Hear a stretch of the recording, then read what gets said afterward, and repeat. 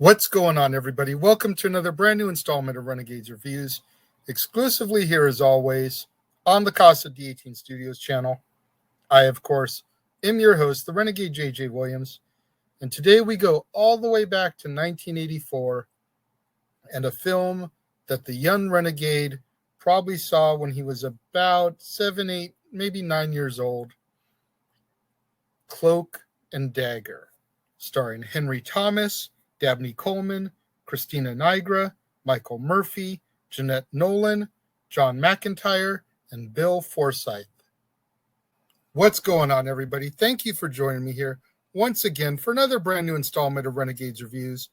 And like I said during the introduction, today we're going all the way back to 1984 for a film called Cloak and Dagger. Now keep in mind, everybody, this month is my birthday month. August 22nd is my birthday. So the whole point of this month is to give you guys a little bit more insight into who the Renegade is. The movies that I'm featuring this month are movies that I've grown up with, have impacted me, are some of my favorite films of all time. And as a young child, seeing Cloak and Dagger with this boy who pretends and has an imaginary friend to do espionage quests with just was very, very fascinating to me. But we're getting a little bit ahead of ourselves. Let's rewind back and let's get into the film here, shall we? Now, as our film opens, we meet Davy Osborne, an 11-year-old boy who lives in San Antonio, Texas, with his father, Hal. Hal is a military air traffic controller who kind of has problems relating with his son. So Davy imagines this fantasy world of Cloak and Dagger, which is an espionage role-playing video game starring the hero Jack Flack. And he imagines that this world exists somewhere between fiction and reality. Now, Davy befriends a little girl named Kim who lives nearby, and Davy reveres Jack Flack, who he kind of imagines as a more dashing version of his father. Davy wants to live an action-packed life, just like Jack, so he carries around a water pistol as his gun and a softball as his grenade. Now, rather than living life like a normal boy, Davy spends much of his time playing Cloak and Dagger and spending time with Jack as an imaginary friend. One day, Davy's friend Morris, who owns a game shop, gives Davy and Kim an errand for him to run, a secret mission, if you will, where Davy ends up witnessing a murder while running the errand. Now, before the victim can die, he gives Davy a Cloak and Dagger video game cartridge, which contains important military secrets that must be given to the FBI. Davy attempts to seek assistance from the authorities, but they don't believe him. He's an 11-year-old kid. A group of spies, then, led by Dr. Rice, begin to chase Davy all across the city. And along the way, Jack helps Davy evade his pursuers. However, Davy's sense of morality and his concern for his friend Kim, whom the spies have kidnapped in order to try to blackmail Davy into handing over the cartridge, collides with Jack's harsh methods. Davy becomes concerned by the spies along near the Riverwalk. So during the fight, Jack urges Davy to lure two of the spies into the crossfire gambit, which allows for one spy to kill the other, and vice versa. So the two spies end up taking each other out. Jack convinces Davy to pick up the gun of one of the dead spies, but rather than shoot Dr. Rice, Davy panics and runs away down a dead-end path. Rice arrives and corners Davy, taunting him. And when Davy proves unwilling to shoot first, Jack tries to get Rice's attention, standing in front of a blank wall and holding his Agent X bulletproof beret in front of him for protection. Jack dares Rice to shoot him, and Davy looks to Jack, warning him not to do anything. So Rice instinctively turns and fires at the wall, thinking that Jack is a hidden ally. An enraged Davy fires his pistol then and kills Rice. Davy then realizes that Jack tricked him into killing the spy. So Davy discards the pistol, pulls out the toy Jack that is in his pocket, and breaks it on the concrete. And when he does, blood then begins to pour from Jack's bullet-riddled body, and he collapses, lamenting over the rule that he leaves when they stop believing. Jack confesses to Davy that he was always his favorite playmate before fading away into nothing. When Davy calls out to Jack, saying that he can't do it alone, Jack's voice reassures him that he always could and tells him to go save Kim. Davy ends up running into an elderly couple that he had befriended back at the Riverwalk, but it turns out that they are allies of the spies. Davy manages to escape them, but he loses the game cartridge in the process. Davy ends up chasing the couple to the airport where they are attempting to flee the country. And at the airport, Davy pretends that the elderly couple are his parents and that they are trying to abandon him. When security attempts to intervene, Davy uses the video game cartridge as proof for the guard to believe him. Cornered, the couple decide to kidnap Davy and commandeer a plane, unaware that Davy brought the bomb with him, which the spies had planned to use to kill Kim. When the spies request a pilot, Davy's father, Hal, who has just arrived at the airport with Kim's mother, volunteers to be the pilot. As the plane moves to the runway, Davy tries to summon Jack for help. His father hears him and identifies himself as Jack Flack over the intercom, calling for Davy to come to the cockpit. When the female enforcer, the elderly woman, shows up to bring him, she discovers the bomb and panics, calling for her husband. Hal is able to get Davy out of the plane through the cockpit window, and Davy runs after the plane down the runway, calling for his father until the plane explodes, destroying the video game cartridge and the elderly couple in the process. Out of the explosion, a figure appears and begins to approach Davy, looking like the silhouette of Jack Flack, before it is revealed that it is in fact his father. As the two embrace, Davy asks how he was able to escape, to which his father replies, Jack Flack always escapes.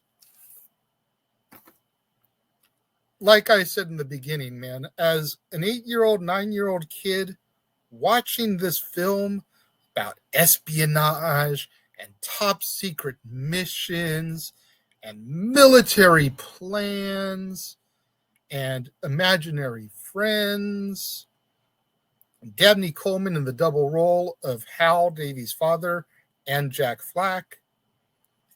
Such an intense and interesting film for a young boy to get into. And I still enjoy watching it today. Unlike, a week or so ago when I did Howard the Duck, and I was like, I could see how I would like that as a kid. But now, oh my God. This one, I think, still holds up. And unfortunately, it's such an underrated classic that not too many people, even from my generation, remember this film. unless it was one that just really grabbed you when it came out. I'm almost willing to bet that a good 95% of my viewers have never even heard of this film. So I implore you, go out there and see if you can find it somewhere. Whether you buy a digital copy on Vudu, Hulu, Amazon, whatever that you can watch, whether you go to eBay or something and try to find the DVD version. I don't think it's on Blu-ray yet because I don't have it on Blu-ray, but I do have it on DVD. But I definitely recommend that you seek this film out and check it out because I think you guys will really enjoy it. And we're going to get back into this film a little bit more tomorrow because there's a whole theory that this film connects to tomorrow's film, which I'll get deeper into tomorrow and maybe a little bit later here. But when it comes to my rating for this film, now I definitely hold it in a high regard, but I can't give it 5 stars. But it's easily a 4-star film for me. 4 out of 5 stars. Like I could put this film on any day of the week and get sucked back into the world of Cloak and Dagger. And now imagine that I'm Jack Flack helping the kid because of my age, but also remembering what it was like to be Davy and to wish that you could be in that world. And then you get to that point where you have to grow up.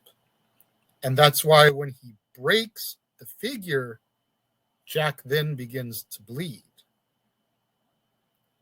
You know, he was invincible as an imaginary friend as long as he believed in him. But once he got over it, Jack died. So 4 out of 5 stars for me. For those of you out there that have heard of this film and seen it, what do you think? Let me know if you're watching the premiere.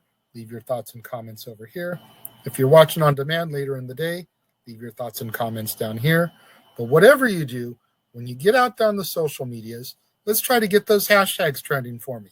Hashtag Casa D18 Studios, hashtag Renegades Reviews, hashtag Renegade Returns, and of course, the ever popular hashtag Shenanigans. We interrupt this episode of Renegades Reviews for an important announcement about merchandising. Merchandising? What's that? Merchandising. Come, I'll show you. Merchandising, where the real money's made. Make sure you go over to teespring.com/stores/Jeff Meacham Network for all the t-shirts you see here from the West Coast professor, Jeff Meacham himself. You can get shirts for the Jeff Meacham Network, Talk Wrestling, as well as the red and gold Meachamania shirts. And while you're there, don't forget to get your shirts of the Casa D18 Studios Brotherhood, the Dads on Wrestling shirt, the Renegade JJ Williams, Statboy Sports Bar, and the hashtag Statboy Approved shirt. Make sure you go over to teespring.com/stores/Jeff Meacham Network and score your shirts today. Make sure you guys get out there. Do what that commercial just told you. Go to teespring.com/stores/Jeff Meacham Network for all the official merchandise of the Casa D18 Studios Brotherhood. Get you your Renegade JJ Williams shirt, Dad's Not Always on Wrestling, Statboy Sports Bar, hashtag Statboy Approved, hashtag Shenanigans. Get you your official merchandise of the Jeff Meacham Network, 3 different designs of the Jeff Meacham Network logo for you to choose from, along with Talk Wrestling, Meachamania, so much more. It's still summertime, still got plenty of time for those barbecues, pool parties, beach bonfires. Go to the Teespring store and get yourself a tank top. You can choose from the Renegade JJ Williams or Meachamania. Either one is the perfect accessory for those hot summer days and those hotter summer nights. Get out there, show your love and support. And while you're showing your love and support, do what that ticker tells you to do. Do you enjoy my content, my daily videos? If so, go to that PayPal link, send me a donation. Keep in mind, I'm not monetized right now, so the only way I'm going to make any money is if you guys out there go to that PayPal and send me a few bucks as a donation. Trying to get my viewership hours up, and until I do, I can't monetize. You don't want to send me money? That's cool too. Keep in mind, it's my birthday month. I keep telling you guys that. So you guys can go to the Linktree link that's scrolling along the bottom right now, right there. Click on the link for my Amazon movie wish list. Select a film. I'm constantly updating, adding movies to it. Select a film, order it as a birthday present. When it arrives, I'll open it up at the end of the month on Renegade Recap, give you guys a shout out. And then likewise, when I factor it into one of my theme months, I can sit down, watch it, review it, give you guys another shout out. And I'll show you guys all the same amount of love and support that you guys show me. Make sure you guys tune in tomorrow, right back here on the Casa D18 Studios channel for another brand new installment of Renegades Reviews when we discuss the film that the rumor is, the fan theory is, that today's film ties into, and that is Fight Club, starring Edward Norton, Brad Pitt, Helena Bonham Carter, Meatloaf, Jared Leto, and others. You're not going to want to miss out tomorrow, right back here on the Casa D18 Studios channel, right back here on Renegades Reviews, when I go a little bit in depth as to how these two films supposedly tie together. All my loyal fans and viewers out there joining me for the premiere, watching along, leaving your thoughts and comments over here. Thank you very much. I appreciate each and every one of you. Likewise, to all my loyal fans and viewers that tune in a little bit later in the day, watching on demand, leaving your thoughts and comments down here. Thank you very much. I appreciate each and every one of you. I appreciate all my loyal fans that tune in on a daily, support me, watch the shows. Thank you very much for watching, and I will see you guys next time.